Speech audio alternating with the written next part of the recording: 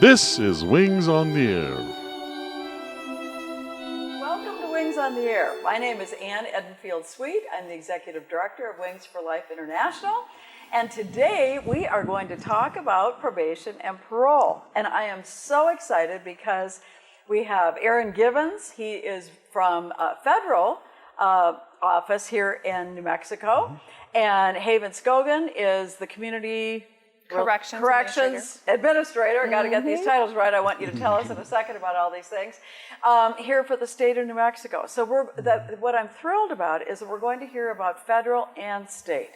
And I want to talk about, because generally when I hear about these things, they're very similar. Yeah. But we want to identify that for our listeners and find out what we need to know about probation and parole. But first of all, I want to know a little bit about yourselves. What brings you to this field? I know you're both caring, dedicated people, and I want to hear. So Haven, tell us and tell the listeners how you got involved in this field in the first place. Definitely. I worked in law enforcement position previous to working with the New Mexico Corrections Department. And I just found that I didn't have enough time in interacting with people. Because oftentimes when you work in law enforcement or on the federal investigation side, you're dealing with someone in a situation. You don't have a long-term relationship with them. True. And in probation and parole, I found that you had more time to spend to get to know someone. Why are they in the system? What's going on in their life, and how you can impact that more. And so I came into probation and parole, and it's actually been a great fit. And I'm here now 11 years, and I've worked for our department in so many different areas. I've written pre-sentence reports. I was the supervisor of the sex offender unit in Albuquerque.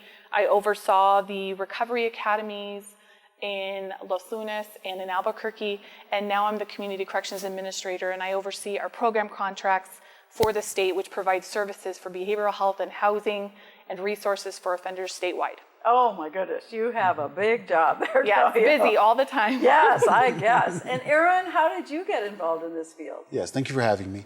So I got my start with Hogada's Treatment Center many moons ago, and I worked with at-risk youth. And then from there, I got introduced to a job at the Youth Diagnostic Development Center.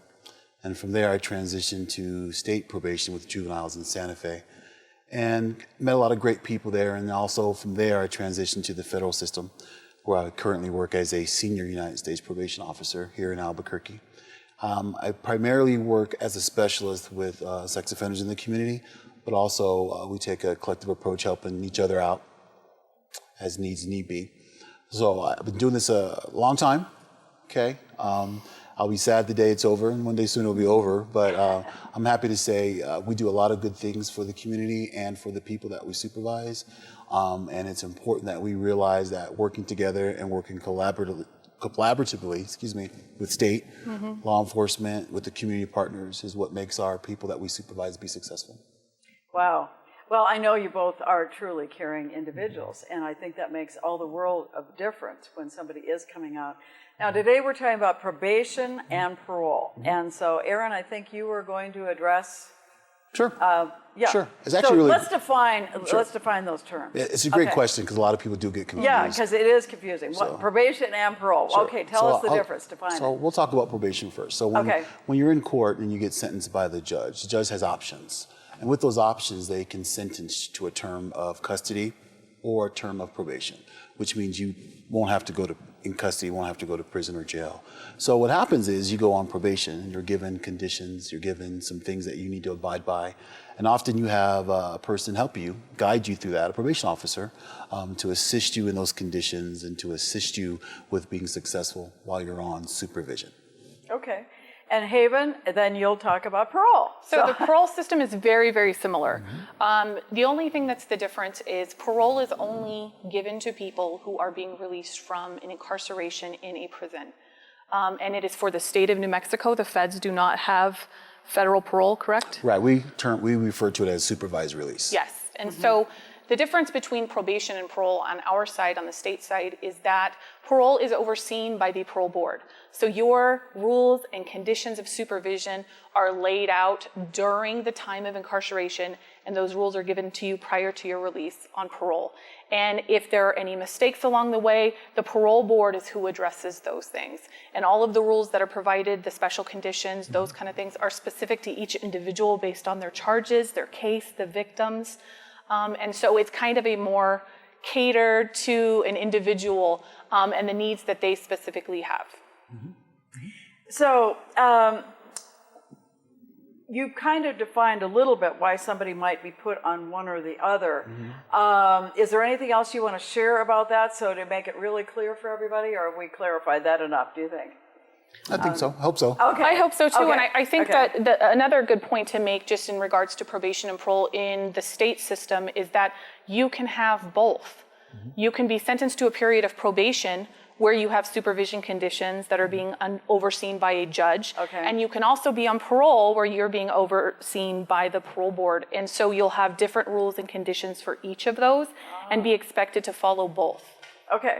So what would your jobs be? So Aaron, why don't we start with you? What would your job, how are you helping these individuals that come into your agency? Sure. Well, that's a great question because there are a lot of things that we have at our disposal. We do our very best to make sure we have a rehabilitative approach, making sure that we give everyone that we supervise, the opportunities for change. We give them resources. We assist them through the help of our community resource developer. We assist them in getting placement in the community, residential placement, housing, getting their identification returned to them. Oftentimes when people go and they're incarcerated, they lose their identification, they lose their social security card. So we assist them with that. We assist them with Medicaid. We have individuals in our office that can get them certified back on their Medicaid services, healthcare services, things like that. So we start there, and then we build from there. We build their confidence. We build some of their things that they want to accomplish, their goals. We get them set up in counseling, treatment services to address some of the issues that the court and other professionals have determined that they need addressed. And we support them through that. We guide them through that and give them benchmarks and make sure they're successful, because if they're not successful, then we're not successful. So it's important that we look at the desired outcomes, the long-term plan, because one day supervision is going to be over. So it's important that we prepare them to be successful after supervision. And that's really the essence of it, is let's spend this time to be successful so they're successful after us. And when you can let someone off supervision when they go and you can feel confident and they feel confident, then you've done your job. Yes, you have. So what kind of jobs, what kind of requirements do your staff have and do you have for working with the folks that you've got? Definitely, and it's very similar to the federal system. I think ultimately the goal for any client that comes into the probation and parole system is for us to do a really good assessment. Why are you here? And what are the reasons that got you to this place today, whether you were incarcerated or whether you're coming directly from court? So we like to look at people in terms of what are your needs? And so we do assessments for those. We determine how we can assist. We do a lot of the same services, whether our assistance is substance use counseling. Do we need to put you in an inpatient program? Are you struggling with basic needs like hygiene, housing? Do you know how to get a job? Can you do a resume? And so a lot of our officers figure out on each individual person and in each case what that person needs, and we try to address those throughout their term of supervision. And ultimately, our goal is rehabilitation, but we're also sitting in a view of public safety, ensuring that new crimes aren't committed and ensuring that the victims who were the victims of the original cases are protected and feel safe during this process. That's a great point, Avon, because I think when we talk about confusion, people think we're just the punitive bad guys. And you're right, we do have to wear a lot of roles, wear a lot of hats. And those hats involved community safety and rehabilitation. So you're absolutely right. Great point. We work, of course, at Wings with people coming out of prison and their families. And so I always say, turn your probation officer into your best friend. Good advice. Because they need, first of all, you both sound like social workers to me, but you've got the additional role of keeping them safe and society safe. But if they can look to their probation officer as somebody that is there to support them, to help them, to guide them, I always say, if you're 10 minutes late, the bus is late, you know you're going to be 10 minutes late, call your probation officer and say, I'm going to be late. You've had a flat tire in the car, call them. I've got a flat tire, I'm broken down.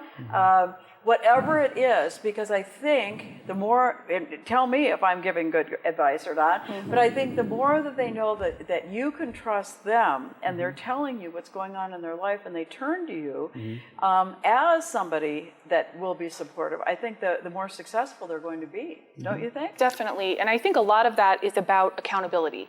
And we want people to have a sense of accountability.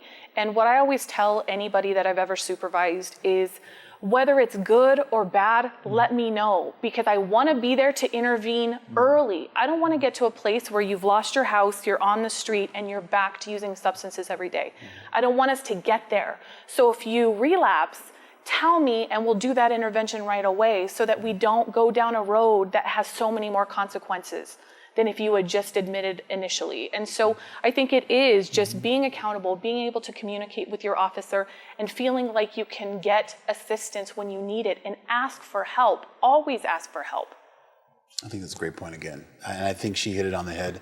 I think you got to have accountability, and I think it's important to establish the roles, your role and my role, what you're expected of and what I'm expected of. I'm expected to make you successful, and there's a trust that has to be established, like you said. And when you have that mutual trust on both ends, things can go far. So I think those are great points, Haven.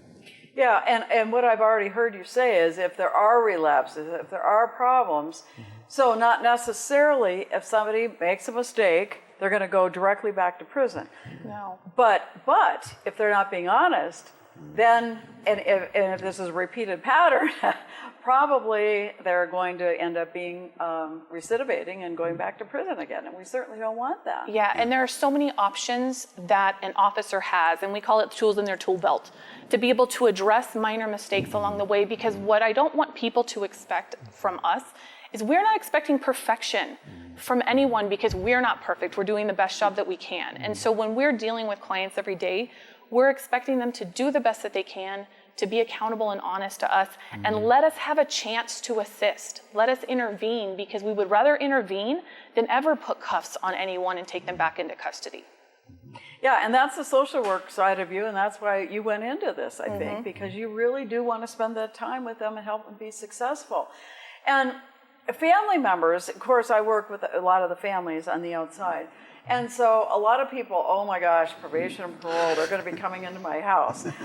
What advice would you both have? Aaron, I'll start with you. What advice would you have for families? How can they help their loved one when they're coming home?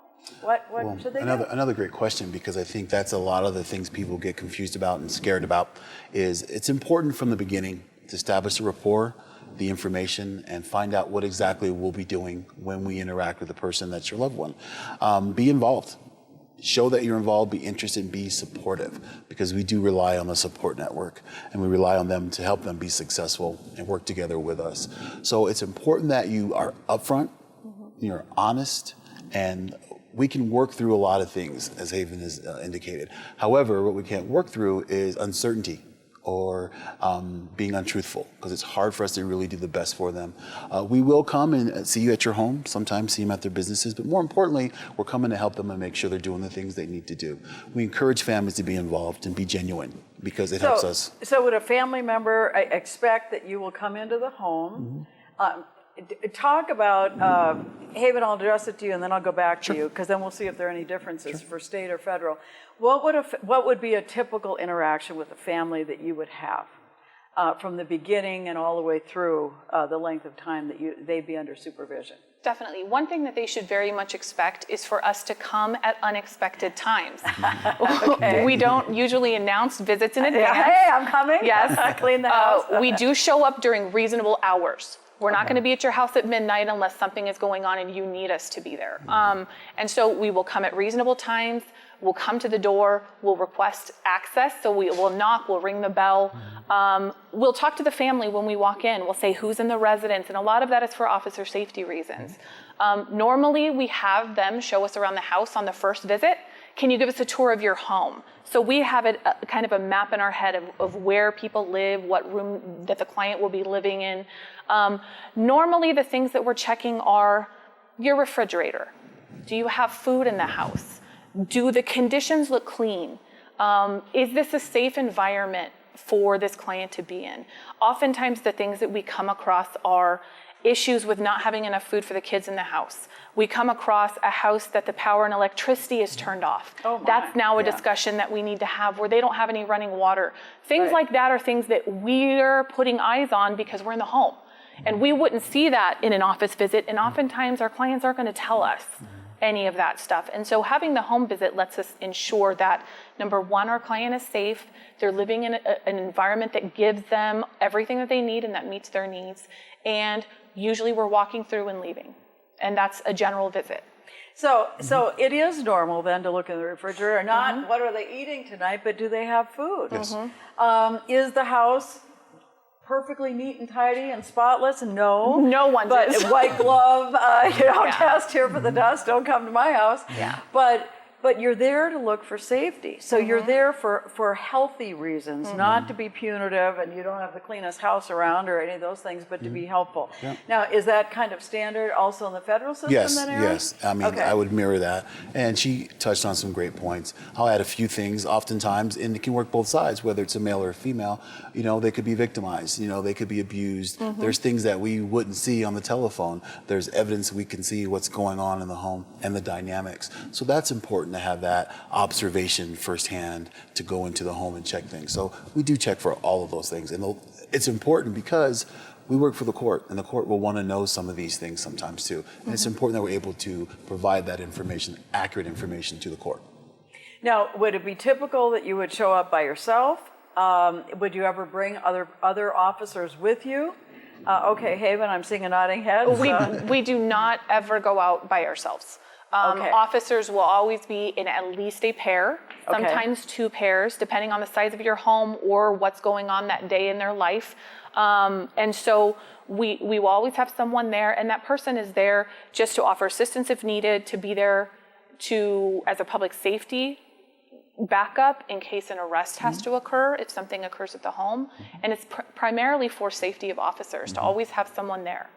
Oh, that's interesting. So if somebody, even 4 people showed up at the door, that is not any reason to get all up in arms or anything like that. It's just, okay, it's for your safety. And also probably for family member safety. And would that also be true in the federal system? Absolutely. Our management has made that a priority several years ago, that it's important we go out in partners. I mean, it can be a myriad of things. It could be too hot outside and that officer can get overheated. If you're by yourself, you can't help yourself. We have an officer to look out for you. We go into a home, and if there's just too much going on and there's a lot of people in there, you have someone to help you, regress from the facility. So it's important that we work together, and another set of eyes helps you see things you didn't see, good or bad. And that's important. That's really important. That is important. Okay, well, that's good to know. I didn't realize that we could have up to 4 people on a normal visit. Now, you're not coming to arrest somebody. You're not coming to do anything out of the ordinary. It's just this is typical behavior to keep everybody safe. That's good to know. So what kind of rules, general rules in the state system, we'll start with the state system, would somebody have to comply with? What would be the simple, basic rules that somebody would be notified in prison, this is what the rules you got to abide by, but maybe family members would be told or should know about? Definitely. The number one rule that we're looking for is don't pick up a new charge. Our goal is for no reoffending behavior to occur. Okay. Then obviously there are those rules like reporting. We want you to come in and see your officer. We want you to let us in the house when we're doing a field call. We don't want you to associate with drug users, drug sellers. We don't want you to use controlled substances. We don't want you to use alcohol.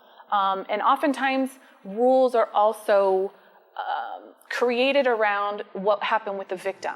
So maybe no contact with the victim, maybe no contact with co-defendants who could potentially have been involved in that case, or oftentimes there's victim restitution. That is a rule in order for the offender to pay during the time that they're on supervision. And then there will be specialty rules that a judge or the parole board may issue for someone depending on the crime they committed. If it's a sex offense, perhaps you cannot have electronic devices. Perhaps you're not allowed to be around children who are under 17 years old. So there can be all sorts of different rules and conditions for someone just based on the charges that they have. Okay, that's really good to know. And the federal system? Yeah, very similar. We have the mandatory conditions that you cannot commit any new offenses, can't be in the possession or use alcohol or drugs. So those are the mandatory ones. Then after that, we have what we call special conditions that are fashioned pertaining to you and your offense or your victim. Sometimes special conditions can be creative, and sometimes they can include employment, community service, certain aspects like that, going to certain programs and training, vocational, things like that. So they're not there to hurt you oftentimes, they're there to protect you and to give you an opportunity to be successful and pursue endeavors as well. Okay. Now, what kind of supportive services are there for not only that returning citizen, but for their families? Do you offer any kind of supportive services? We'll start, Haven, with you. Definitely. We offer a great deal of supportive services, and they cover the entire gamut of anything that someone could need. We offer services as basic as food cards, hygiene bags, basic necessities of life. But we move into treatment and counseling options for the population that we serve, as well as their family. Oh, their family, we do too. anything Wow. from inpatient to substance abuse. We do parenting and family therapy, a lot of marital counseling. We offer that service a lot because sometimes there's some conflict there when someone is releasing from custody, and we want to make sure that that home environment is stable for that returning citizen. And so we gear therapeutic treatment and options for someone based on what their needs show us. And so we put people into whatever avenues they need help with. And we offer those services pretty much statewide. And are they generally free services then, or? Yeah. Yes. Oh, wonderful. And it's interesting because not a lot of other states offer free therapeutic services, but the state of New Mexico, we cover a lot of those services through Medicaid dollars, as well as behavioral health funding that comes from the legislature every year. And so that's at no expense to the offender population. Wow, that's fantastic. Yes. How about in the federal system? What services might you offer for the returning citizen and their families? Yeah, Aaron? well, the District of New Mexico has done an amazing job getting programs inside of our district. We have a Children and Families Initiative where our team helps families and children that need help.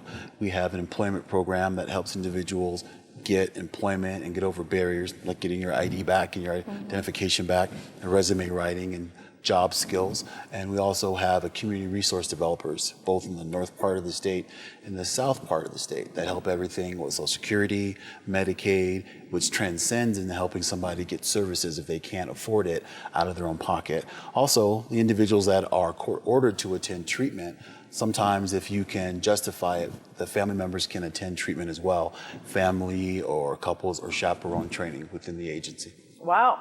My first husband, as you both know, was in prison, and I wished back then that they had had services, because I didn't get any of those. I didn't know about programs, and I wasn't told about them if they were available, and I certainly could have used them. So to know that they're out there and that they're free, that is a wonderful thing. Well, and if you think about how important that family unit is to the success of that client, you have to have a working family supportive system surrounding that person for them to make it. And they all need to be involved and invested in this person's success. And so how do you do that without having that intervention through therapeutic services? It just helps a great deal. I agree. Well, and that's why I started Wings for Life. Life skills imparted to families through education to help those families of prisoners, because really no one was there to help me way back when. And so now if we can help people, and of course we appreciate all the probationers that you send to us and their families before they even get there, because if we could start helping prepare them for coming home, we know that that family unit is the most supportive of all, if they can go home to family. And a healthy family. And so we want to bring them home to a healthy family, not back to the good old boys and problems. So yes. So we're all on the same team here together. Now, you know, we talk about negative things, and I like to talk about the positive things. And so I'd like both of you to think about, is there a story or two that you'd like to share about some positive people that have gone through probation and parole, and you think, wow, I didn't think they were going to make it, and they made it? Aaron, well, let's see. Okay, Aaron, I'm looking at you. Sure, Let's start with you. Do you have any stories that you want to share about success here? Well, I have several, but I think when I'm posing that question, I first of all want to thank you for what you do. Because you've been an inspiration for the people that we supervise, helping them and helping our agency. So thank you for all these years, because you've done some amazing things. So I want to thank you for that. And I know I've said it before, but I wanted to say it, so everyone hears it as well. I think for me, when I think about it, the beginning of my career, when I was involved with some of the youth. And I have a history, a background of coaching. So I realized when I was coaching sports that I was being influential to some people and the kids and the families. And then I got introduced to individuals that said, hey, you might want to think about this career with Hogadas. So that transcended to this. And so I think about when I see people now in the community that are adults when they used to be kids, and they run up to me and say, hey, sir, I'm still doing good. Look, I'm married. I have these kids. I got a job. I realized that I made the right choice, and they did the right thing. So I'm proud about that. So I would say we made a difference in their life. So I'm very proud about helping them in that aspect. So really, all the people through your entire career, starting from early on coaching, and a coach can be one of your best advocates, but all the way through. Isn't that a wonderful thing? It was great. That is great. And you're here at this point in your career and still thankful for the choices that you've made and the ways that you can impact Yes, people. I'm very blessed. Okay, very blessed. Haven, how about you? Do you have any stories? I so agree with everything that you said. When I try to think of one person, I can never think of just one person, because there have been many, many successes, and people have gotten married and bought homes and created their own businesses. And just like you said, when you go into the community and someone hollers at you at a gas station or at Walmart and they want you to be proud of them, that they're still doing well, that they're successful, meet my mom, meet my new husband. Those are the pieces that warm your heart from supervision, and that makes you want to continue doing this job every day. And that's the goal every time we meet a new person, is how I see the future for you being so much brighter than maybe you see it for yourself right now. And so our goal is to help you get to that place where you envision an awesome future for yourself, because we already see it. Oh, I love that. Yeah. And I'm laughing because I can remember the state fairgrounds, and I'm hearing somebody waving from a distance, wings, wings. And it's like, oh my gosh, maybe I have made a difference. So I am so grateful you've been with us today. Haven Scogan, Aaron Givens, wonderful, wonderful friends and experts in their field. Thank you for sharing with us today. Wings on the Air is sponsored by Rainstar Capital Group, managed by Regional Director Bob Moore. You can reach him at 505-331-4246. I'll repeat that number again, 505-331-4246. Thanks for joining us today. Wings on the Air is sponsored by Rainstar Capital Group.